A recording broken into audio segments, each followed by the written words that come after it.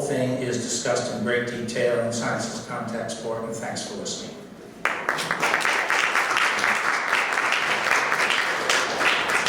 We have time for questions and comments. Anybody? My name is Phelim McAleer. I'm from Green Horizon Films. Right, and he's announced himself as the Michael Moore of the right, just so you know.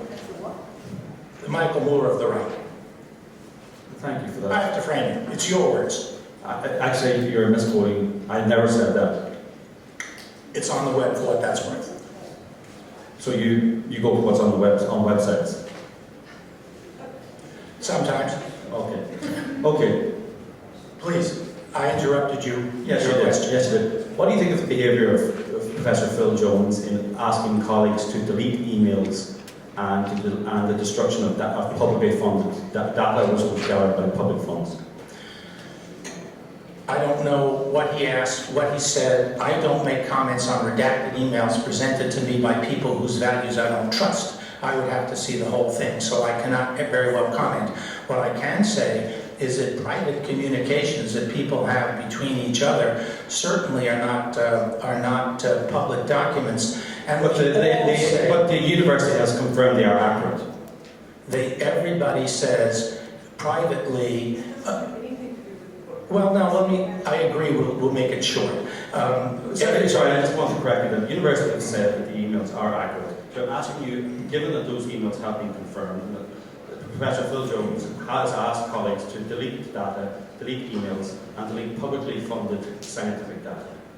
I don't know about deleting publicly funded scientific data unless it's wrong. Every single scientist collects data. Sometimes the data is wrong. You have errors in measurements. I wouldn't put that out. And the other thing is scientists, okay, I'll just finish answering this question. Scientists are a very, very open community. They really dislike advocacy. Deleting of data. Do you approve of that?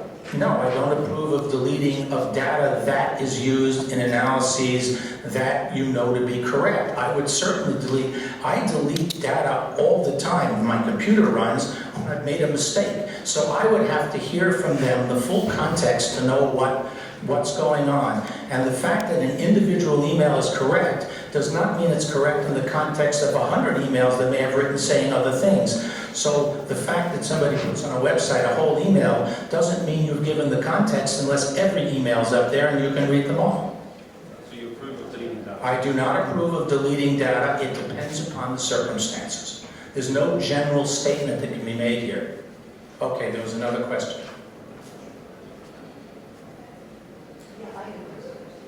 By the way, one more thing. I also don't approve of partial quotes, as your website did on me.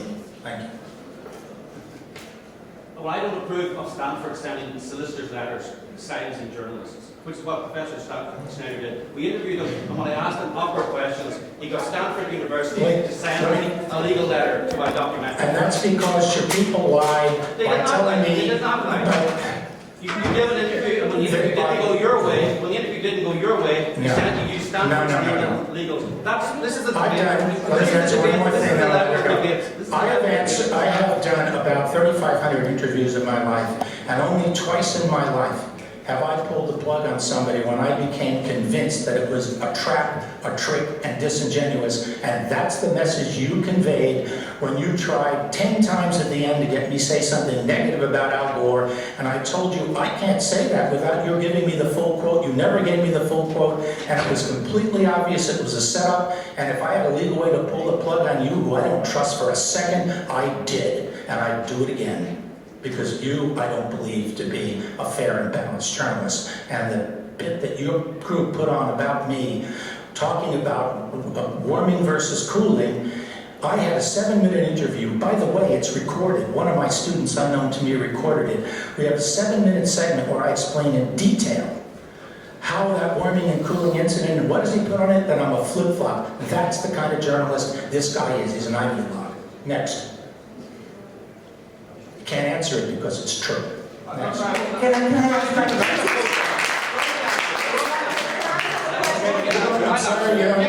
you don't get equal time. This is you can make plots and you can do movies. please. You've had more than equal time than I do.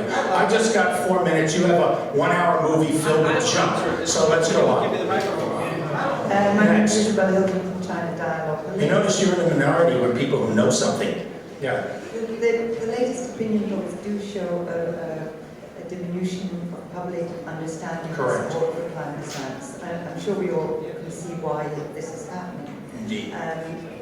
For the scientific community, however, this is a major challenge to allow people to get people to understand scientific method and the very complicated science that's involved in climate change.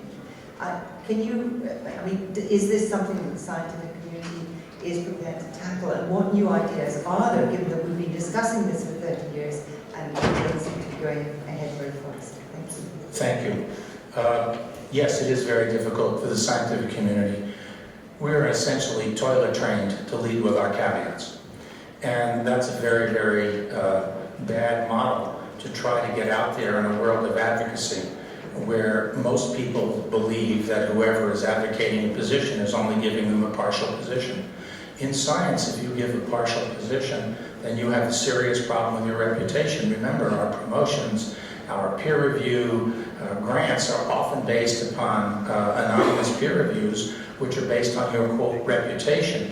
So scientists caught, deliberately spinning do not have good reputations.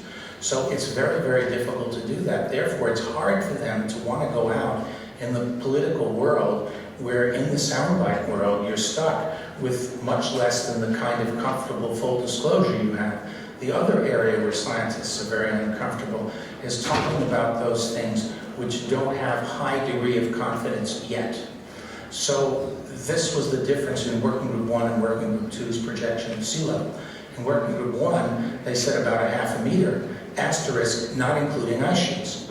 So why did they leave out ice sheets? Because they were melting at a much faster rate than any models predicted, and therefore they said we don't have a really good scientific basis. Working Group 2, which is Impacts and Adaptation and Vulnerability, was driven by the commands from the government to look at risk management, which means you can't leave out high consequence events even when they have unknown probability. So what we had was different philosophies about the degree of information that you have before you go public.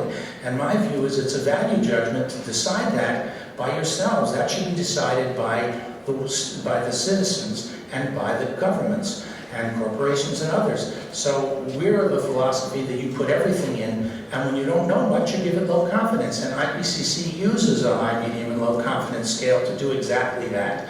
So there is discomfort in the scientific community interacting in the real world of advocacy because it's not the model at which they were trained.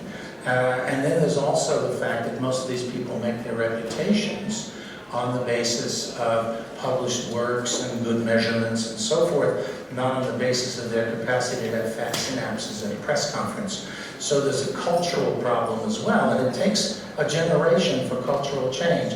So the scientific community is having a bit of a problem dealing with this, and they're absolutely dumbfounded by the way that some of their work is constantly quoted out of context by spinners on all sides, and they get so disgusted with it that they just walk. And I'm trying to convince them to stay on target. Okay, we have to go. Thank you all for coming. Any member of the press is entitled to a free book, including you. I'll sign them if anyone wants. Professor Schneider from Stanford University tells United Nations who can ask questions. Yes, why did you ask me to switch off the camera? No, I have to turn over your back. And why did you ask us to turn off the camera? Why did you ask us, who asked you to ask us my badge? Professor Schneider did. The guy who's giving the press conference, he doesn't like me. He doesn't like difficult questions. What's your deal?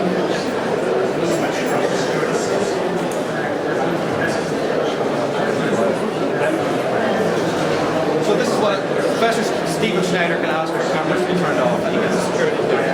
What's your identity?